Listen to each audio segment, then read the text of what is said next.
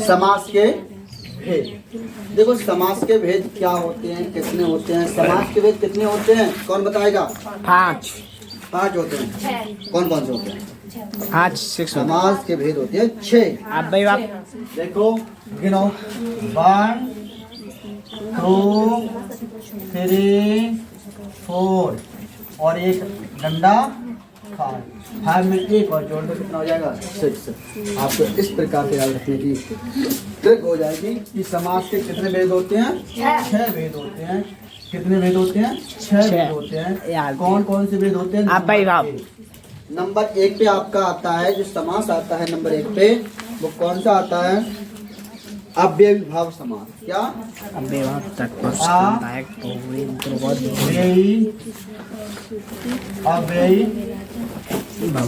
भाव समास। भाव समास। कार्तिक पादुका। नंबर 2 पे आता है आपका तत्पुरुष समास। क्या? तत्पुरुष समास। तत्पुरुष समास। ये लड़की क्या नाम तेरा? आज दोनों कहाँ गए? दीपू संजय कर्मधारय समास। किसके क्या नाम? लड़की का पायल। ये समास नहीं पड़ेगी? कर्मधारय समास। इंटर है तुम्हारा? आएगा ये पूरे कर्मधारय समास। इसके बाद आपका आता है बहु नहीं, अभी द्विगु समास आएगा। क्या आएगा? द्विगु समास आएगा। द्विगु समास आएगा। फिर द्विगु समास के बाद क्या आता है आपका? द्वंद्व समास आता है। क्या आता है? द्वंद्व समास आता है। क्या आता है? द्वंद्व समास। द्वंद्व समास के बाद क्या आता है आपका? बहुव्रीहि।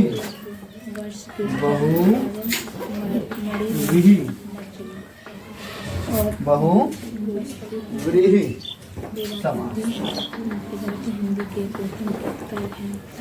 देखो आपके 6 हो गए।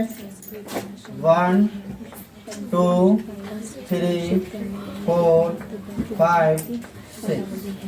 ठीक है, तो इसमें 6 हो गए। 6 आपके क्या हो गए? समास हो गए। कौन कौन से? अव्ययीभाव समास, तत्पुरुष समास, कर्मधारय समास, द्विगु समास, द्वंद्व समास, बहुव्रीहि समास। अगर हम इसकी आपको शॉर्ट ट्रिक बनाने की कोशिश करें तो अति कर्महाद्युग द्वंद्व बहु, यानी कि अगर हम इसकी शॉर्ट ट्रिक बनाएंगे वो आपको नोट में लिखा देंगे, लेकिन फिलहाल अभी आपको ऐसे याद करना है कि अव्ययीभाव समास, तत्पुरुष समास, कर्मधारय समास, द्विगु समास, इसके बाद द्वंद्व समास और बहुव्रीहि समास। फिर हम बात करेंगे आपसे कि अव्ययीभाव समास होता क्या है। फिर बात करेंगे तत्पुरुष समास क्या होता है, कर्मधारय समास क्या होता है, द्विगु समास क्या होता है, द्वंद्व समास क्या होता है और बहुव्रीहि समास क्या होता है। अब इससे पहले मैंने आपको एक चीज बताई होगी, क्या? कि पूर्व पद और उत्तर पद। पूर्व पद और उत्तर पद। तो पूर्व पद क्या होता है? पूर्व पद आपको शब्द का पहला पद होता है जिसका सार्थक अर्थ निकलता है, और उत्तर पद शब्द का अंतिम पद होता है जिसका सार्थक अर्थ। तो जिस समस्त पद का प्रथम पद प्रधान व अवयव हो, अव्ययीभाव समास। प्रथम पद क्या हो? प्रधान हो। प्रधान मीन्स प्रिंसिपल हो, मुख्य कार्य के रूप में कार्यरत हो, तो वहां पर क्या होता है? अव्ययीभाव समास। क्या होता है? अव्ययीभाव समास होता है। जिस शब्द में प्रथम पद क्या हो? प्रथम पद क्या हो? समस्त पद का प्रथम पद अव्ययी हो, क्या हो, अव्ययी हो, तब उसे हम क्या कहते हैं, अव्ययी समास। या आप ऐसा कर लें आप कि किसी भी शब्द का, कोई भी शब्द हो, उसका पहला पद क्या हो, अव्यय हो और प्रधानता आ रही हो, अव्यय हो और प्रधानता आ रही हो, तो हम उसे क्या कहेंगे, अव्ययभाव समास कहेंगे। जैसे समस्त पद है आपका हर रोज, दिन रात, माता पिता और यथाशक्ति। ये यथाशक्ति है वो इतना पूछा जाता है, इतना पूछा जाता है। अगर आपको अव्ययी समास होगा तो उसमें यथाशक्ति जरूर पूछा जाता है। तो यथाशक्ति में अगर कोई आपसे पूछेगा कौन सा भाव है, कौन सा समास है, तो आप क्या बोलेंगे, अव्ययीभाव समास है। तो इसकी डेफिनेशन याद हुई क्या, समस्त पद का प्रथम पद प्रधान हो, प्रिंसिपल हो, मुख्य कार्यकर्ता हो। प्रधान का मतलब क्या होता है, मुख्य कार्यकर्ता हो। जैसे आपके घर पर भंडारा हुआ था तो मुख्य कार्यकर्ता कौन था, शंकर जी। तो इसी प्रकार से पहला पद इसका क्या हो, मुख्य कार्यकर्ता हो, और दूसरे जैसे राजेश और वे रहे, क्या नाम, सविंद्र, ये रह गए, वे सब क्या है, दार भात है, चमचा के जाओ काम करा लो, जाओ काम करा ली, है ना। तो वहां पर ये क्या हो गया आपका, अव्ययीभाव समास। तो आप क्या बोलेंगे कि समस्त पद का प्रथम पद प्रधान होता है और क्या उसमें और क्या हुआ है, अव्ययी हो, क्या हो, अव्ययी हो, तब उसको हम क्या कहते हैं, अव्ययीभाव समास। ठीक है, शॉर्ट ट्रिक की क्या बन गई, इसमें प्रथम पद क्या होगा, क्या होगा प्रथम पद, बोलो, प्रधान होगा। क्या होगा, प्रधान मीन्स मुखिया होता है ना आपके गांव का, वो ही प्रधान है। प्रधान का मतलब क्या होता है, मुखिया। मुखिया का मतलब क्या होता है, जो जैसा निर्णय लेगा वैसे ही पूरी जनता कार्य करती है। जैसे आपका उत्तर प्रदेश का मुखिया कौन है, योगी आदित्यनाथ, ठीक है ना। तो अब इसका प्रथम पद, किसी भी समस्त पद का प्रथम पद क्या है, प्रधान होगा, तो वह क्या होगा आपका, अव्ययीभाव समास होगा। क्या होगा, अव्ययीभाव समास होगा। चलो भाभी आई तो एक चीज और याद आएगी, बताओ प्रशांत के घर में कौन मुखिया है, प्रशांत की मम्मी या पापा है? ठीक है, तो वहां पर क्या हो गया, समस्त इनका समस्त घर कौन सा हो गया, मम्मी पापा भाई बहन।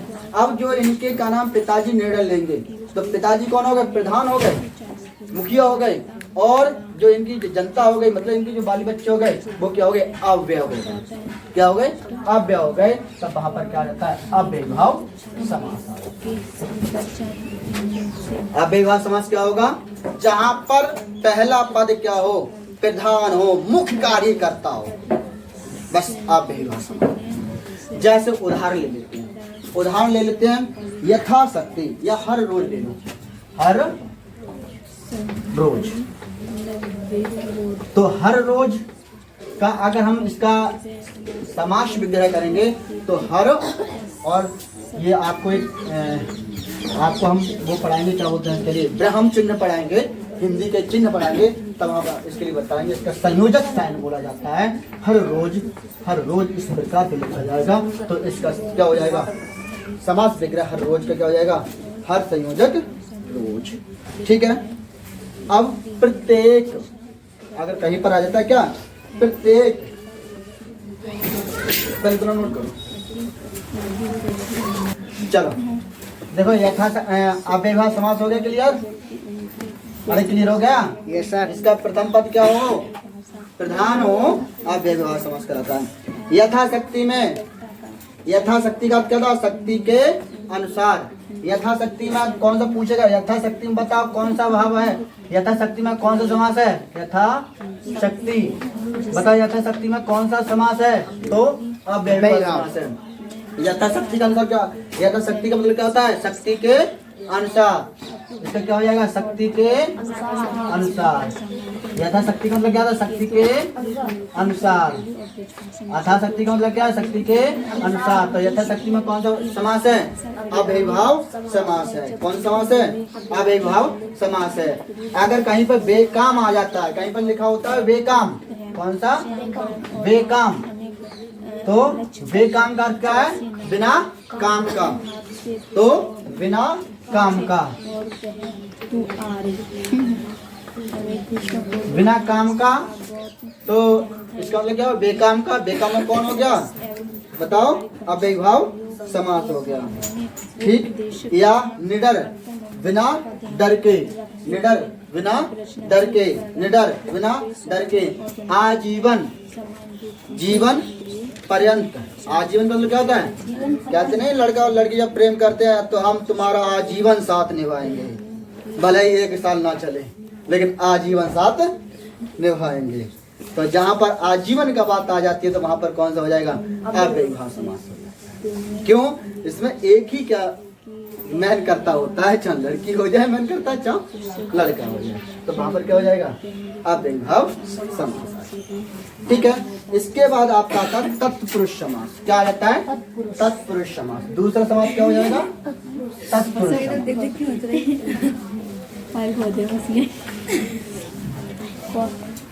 अब भैया तत्पुरुष समास में कौन सा पद प्रधान होगा? इसमें तो अव्ययीभाव समास में कौन सा पद प्रधान हो गया? प्रथम। अब इसमें कौन सा पद समान होगा? आप देख लेते हैं। ये कह रहे हैं अव्ययीभाव समास वह समास होता है जिसमें उत्तर पद प्रधान होता है। क्या? उत्तर पद का मतलब पीछे वाला पद। ठीक है। तो उत्तर पद क्या होता है? प्रधान। उत्तर पद प्रधान होता है, प्रिंसिपल होता है, मुखिया होता है। ठीक है। जिसमें आपका उत्तर पद क्या हो? प्रधान हो, तो वहां पर क्या होगा? और विग्रह करने पर कारक के विभक्ति चिन्ह आए। और विग्रह करने पर क्या आ जाए? कारक चिन्ह आ जाए। या मैंने आपको बताया था कि जहां पर कारक चिन्ह, मैंने नोट भी लिखाया था, मुझे नोट याद आ गया कि जहां पर क्या कारक चिन्हों का प्रयोग हो जाता है विग्रह करने पर, वहां पर क्या हो जाता है? ये मैंने आपको बताया। ठीक है।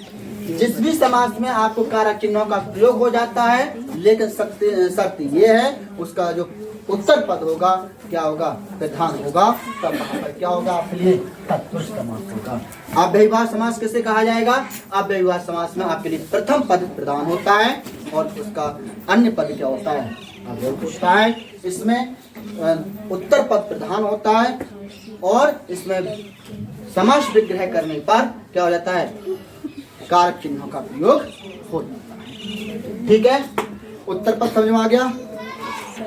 क्लियर होगा? अब इसमें हम देख लेते हैं, कोई एक एग्जाम्पल ले लेते हैं। जैसे गौशाला। क्या? मोदी जी का चलो प्रचार कर लो। गौशाला। गौशाला का मतलब गायों का रहने का स्थान। तो काव्य क्या है आपका? कारक चिन्ह है। इसमें कौन सा समास हो जाएगा? तत्पुरुष समास। कौन सा समास हो जाएगा? तत्पुरुष समास होगा। रसोई घर, रसोई का घर, तो रसोई का घर क्या हो जाएगा? तत्पुरुष समास हो जाएगा। ठीक है। और रसोई घर, स्नान घर, स्नान का घर, और एक वो होती है क्या बोलते हैं उसके लिए? लैट्रिन। क्या बोलते हैं? इज्जत घर, इज्जत का घर। हाँ। तो वो उसमें भी क्या है? तत्पुरुष समास। कहने का तात्पर्य मेरा क्या है? जहाँ पर आपका कारक चिन्हों का प्रयोग हो जाता है वहाँ पर क्या होगा? बोलो। तत्पुरुष समास। जैसे स्वर्ग प्राप्त। स्वर्ग प्राप्त कहते हैं वो तो खूब गधा मुर्गा खा रहा है, देहंग नरक में जाओ, है ना? तो स्वर्ग प्राप्त, इन्होंने स्वर्ग पहिए प्राप्त कर लो। स्वर्ग प्राप्त का मतलब क्या हो जाएगा? स्वर्ग के लिए प्राप्त। स्वर्ग के लिए प्राप्त। तो इसमें कौन सा समास हो गया? तत्पुरुष समास। कौन सा समास हो गया? तत्पुरुष समास। क्लियर हो रही है नहीं हो रही है? अव्ययी में कौन सा? प्रथम पद क्या होगा? प्रधान होगा और तत्पुरुष में उत्तर पद प्रधान होगा, लेकिन कारक चिन्ह का उपयोग हो रहा होगा जब समास विग्रह करेंगे तब। नोट करो।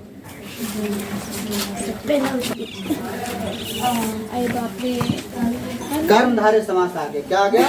कर्मधारय समास।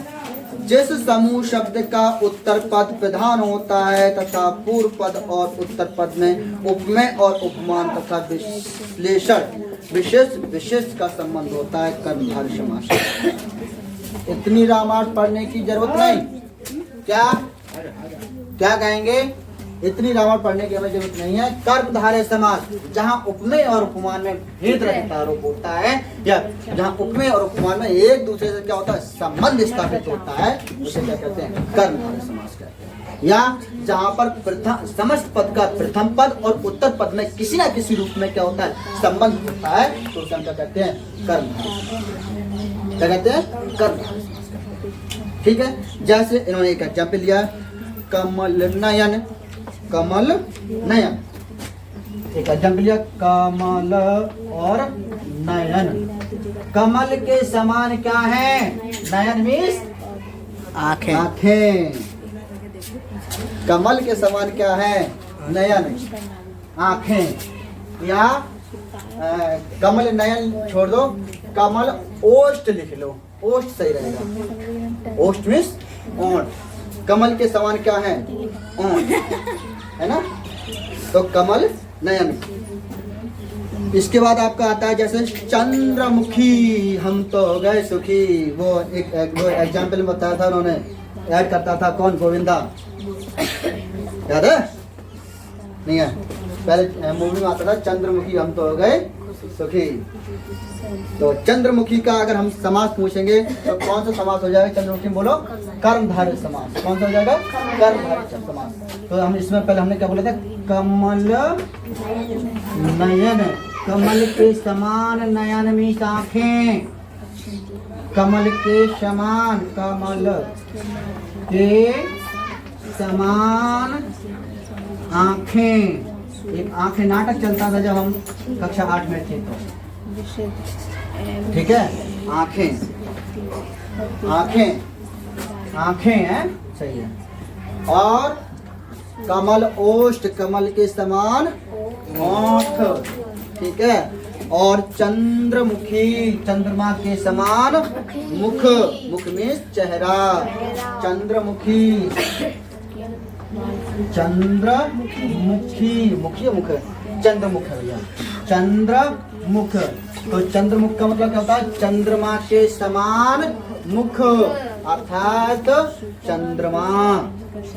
ठीक है। अर्थात भोले बाबा जिनका जो चेहरा है लेकिन काला है, हमने तुलना कर दी चंद्रमा से, कोई परेशानी नहीं है।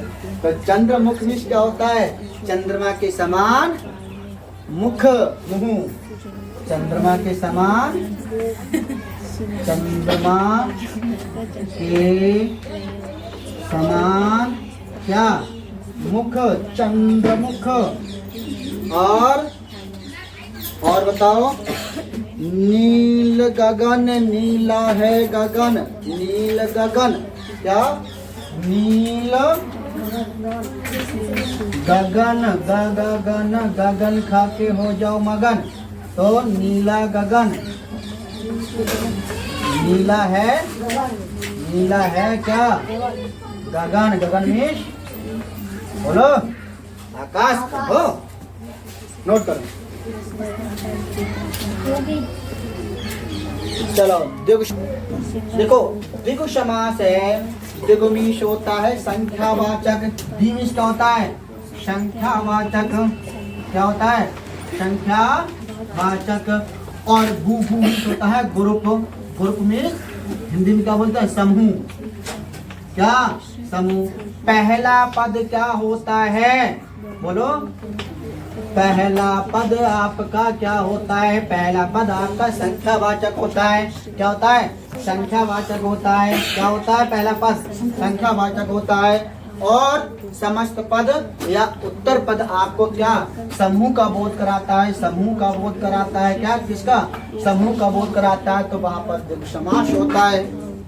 द्विगु मीन्स संख्यावाचक और गु गुग मीन्स समूह का। पहला पद आपको संख्याओं का बोध करा रहा हो और उत्तर पद आपको किसका, समूह का बोध करा रहा होगा, तब वहां पर क्या होगा, द्विगु समास होगा। क्या होगा, द्विगु समास होगा। जैसे तिराहा, चौराहा, ठीक है, चौराहा, ठीक है, और कोई त्रा होगा, चौराहा हो गया, त्रिफला हो गया, शताब्दी हो गया और चौमासा हो गया, सप्त ऋतु हो गए। ये सब क्या है आपके लिए, द्विगु समास है। क्या है, द्विगु समास है। तो द्विगु समास किसे कहा जाएगा, जिसका पहला पद संख्यावाचक होगा और उत्तर पद समूह का बोध कराता होगा, वहां पर द्विगु समास होगा। और कर्मधारय समास किसे कहा जाएगा, जिसका पहला पद और उत्तर पद एक दूसरे से किसी न किसी रूप में संबंध रखते हैं, कर्मधारय समास कहा जाता है। अव्ययीभाव समास किसे कहा जाता है, जिसका प्रथम पद क्या होता है, प्रधान होता है और अन्य पद क्या होता है, अव्यय होता है, अव्ययीभाव समास कहलाता है। तत्पुरुष समास, तत्पुरुष समास क्या होता है, तत्पुरुष समास में आपको कारक चिन्हों का प्रयोग किया जाता है और उत्तर पद क्या होता है, प्रधान होता है। यहाँ तक मैंने अभी आपको रिवाइज करा दिया, ठीक है। अब जैसे इसका द्विगु समास, तो त्रिफला, हमारा एक दोस्त था, त्रिफला चूरन बहुत कहता था, तो त्रिफला में बताओ कौन सा समास हो गया, त्रिमिस तीन, फलमिस फन, जिसके तीन फन हो, अर्थात नाग, नाग देवता, ठीक है। तो त्रिफला तीन में आ गया, तो त्रिमिस होता है तीन, फलमिस फन वाला, तीन फन वाला त्रिफला, ठीक है। जैसे आपका हल चलता था पहले बैलों वाला, तो त्रिफला हल बोला जाता, हल बोला जाता था, ठीक है ना, ठीक। आज इसके बाद आपको ले लिया चतुर्भुज, देखो बहुत बढ़िया आ गया, मैथ में आ गए, चतुर चतुर चतुर चतुर चतुर, कैसे लिखा जाएगा, चतुर और भुज, गलत लिखा है, आप सही लिखा गया, आप सही है, नहीं पहले सही था, चतुर और भुज सही, अब सही है, चतुर्भुज। तो चतुर, चतुर में चार, भुज में भुजाएं, जिसकी चार भुजाएं होती हैं उसे चतुर्भुज कहा जाता है। तो क्या हो गया, ये भी आपका द्विगु समास होगा, ठीक है। त्राहा, त्राहा तीन है, जिसकी राहा, अर्थात त्राहा, तो उसमें त्राहा में कौन हो गया, बताओ, द्विगु समास। क्या हो गया, द्विगु समास। क्लियर हुआ, द्विगु समास जिसका पहला पद संख्यावाचक होता है और उत्तर पद समूह का बोध कराता है। पहला पद संख्यावाचक होता है और उत्तर पद समूह का बोध कराता है, उसे द्विगु समास कहा जाता है। क्लियर हुआ। इसके बाद आपका आता है क्या, चलो पहले इतना नोट करो, देखो कहते हैं भैया प्रसाद नानी घर जा रहा है, लेकिन दंगा मत करियो, मतलब अपने भैया से मत लड़ियो, मैं मेरे से, हाँ, तो क्या हो जाए ना, ये सुरेंद्र को जो हमारो है, तो ये और लग जाएगा, ये किसका है, ये इनका है, और ये किसका है, इनका है। मतलब जहाँ और या अथवा का प्रयोग हो जाता है, जैसे आप लोगों ने हाई स्कूल में, इंटर में, बोर्ड परीक्षा में देखा होगा, ये प्रश्न अथवा ये प्रश्न, ठीक है। तो वहां पर कौन सा समास होता है, द्वंद्व समास होता है। कौन सा समास होता है, द्वंद्व समास होता है। अब इसमें दोनों पद क्या होते हैं, प्रधान होते हैं। दोनों पद का मतलब प्रथम पद और उत्तर पद क्या होते हैं, प्रधान होते हैं। अरे हम प्रथम पद को बोलना है तो पूर्व पद बोलो ना, पूर्व पद और उत्तर पद क्या होते हैं, प्रधान होते हैं। तो वहां पर क्या होता है, द्वंद्व समास होता है। जहां पर द्वंद्व समास होगा वहां पर और अथवा लग जाएगा। क्या लग जाएगा, और अथवा लग जाएगा, तथा लग जाएगा। कथा मत लिख लेना, तथा, ठीक है। क्या लग जाएगा, और लग जाएगा, अथवा लग जाएगा, तथा लग जाएगा। वहां पर क्या होगा आपके लिए, द्विगु समास, द्वंद्व समास होगा। हाँ, दोनों पद उत्तर पद और पूर्व पद क्या होंगे, प्रधान होंगे, और उनके बीच में क्या लग जाएगा, और अथवा। अगर जैसे अभी ये पूछा जाए, कोई अनजान व्यक्ति आए, ये दोनों सोमेंद्र के बालक खड़े हुए हैं, तो कहेंगे ये सोमेंद्र के हैं, राजेश के हैं, या सोमेंद्र के हैं या राजेश के हैं, तो या लग गया, इसका मतलब कौन सा हो गया, कहते नहीं है ऐसे। यहाँ पर जानवर बच्चों, ये भैंस किन की है, राजेश की है, सोमेंद्र की है, तो या लग गया, तो यहाँ का मतलब क्या होगा, वहां पर द्वंद्व समास, द्वंद्व समास हो गया। क्या हो गया, द्वंद्व समास। जब अब इसका देख लेते हैं कोई एग्जाम्पल द्वंद्व समास का। जैसे राधा कृष्ण प्रेम के दीवाने हैं, राधा और कृष्ण, तो राधा कृष्ण। अरे ये भी छोड़ो, जहाँ पर क्या आ जाए, संयोजक चिन्ह आ जाए, क्या आ जाए, संयोजक चिन्ह आ जाए, वहां पर क्या होगा, आपका द्वंद्व समास होगा। और द्वंद्व संयोजक चिन्ह का मतलब क्या होता है, ये या का मतलब होगा अथवा आ जाए, या आपको क्या आ जाए, तथा आ जाए, या अथवा आपको क्या आ जाए, और आ जाए, तो वहां पर क्या हो जाएगा, आपके संयोजक चिन्ह का होगा, तो वहां द्वंद्व समास कौन सा होगा, द्वंद्व समास होगा। माता पिता, माता और पिता, ठीक है, माता पिता, चाचा चाची, चाचा और चाची, गुण दोष, गुण और क्या हो जाएगा, दोष, गुण और दोष, गुण और दोष, अमीर और गरीब, अमीर और गरीब, ऊंचा और नीचा, ऊंचा और नीचा, आकाश और पाताल। तो वहां पर किसका कौन सा समास हो जाता है, देखो समास में, देखो समास में आपकी संख्यावाचक होगा और पूरा समस्त पद क्या होगा, समूह का ज्ञान करा रहा होगा।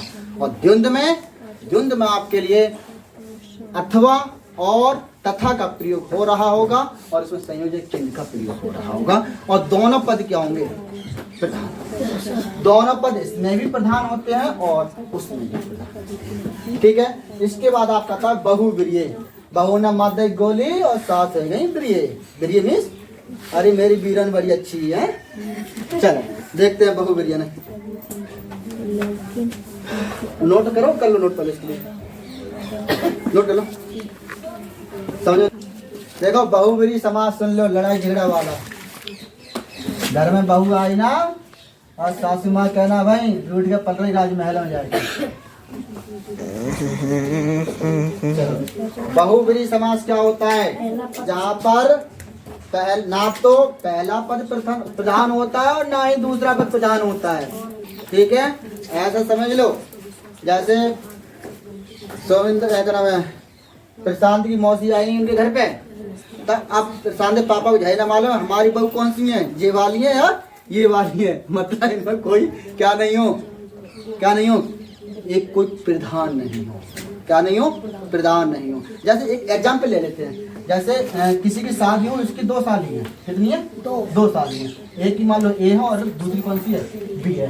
अब ये दोनों आ जाती है तो दोनों है क्या, साली है ना, लेकिन दोनों क्या है, अब इसमें कोई प्रधान है, कोई प्रधान नहीं, कोई मुख्य नहीं है, दोनों साली हैं, दोनों को वैल्यू क्या हो जाती है, बराबर दी जाती है, तो वहां पर क्या हो जाएगा, बहुव्रीहि समास हो जाएगा। इसी प्रकार से किसी भी समस्त पद में, बहुव्रीहि का मतलब क्या होता है, किसी भी समस्त पद में ना तो पहला पद प्रधान हो और ना ही अंतिम पद प्रधान हो, मतलब ना ही पूर्व पद प्रधान हो और ना ही अंतिम पद प्रधान हो, वहां पर क्या हो जाता है आपके लिए, बहुव्रीहि समास होता है। जैसे पंकज, पंकज पंकज पंकज का मतलब होता है पंकज, पंकज, जैसे पंकज, तो पंकज का मतलब होता है पंक, पंक भी क्या होता है, कीचड़, क्या होता है, कीचड़ में जन्मा अर्थात कमल। और एक चीज और निकलेगा, इसका अर्थ किसी एक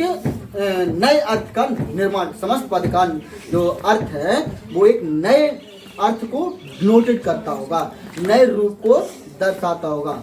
गजानन, ठीक है, चतुरानन, भुजानन, और नीलकंठ, नीला है कंठ जिसका अर्थात भोलेनाथ है ना, तो वहां पर क्या हो जाएगा, बहुव्रीहि समास हो जाएगा। बहुव्रीहि समास, इसमें कोई भी पद प्रधान नहीं होता है और समस्त पद का एक नए अर्थ निकल के बनता है। जैसे नीला है कंठ जिसका अर्थात भोलेनाथ, चंद्रमुखी, चंदे के समान है जिसका मुख अर्थात माता पार्वती, ठीक है। आज की सेवाएं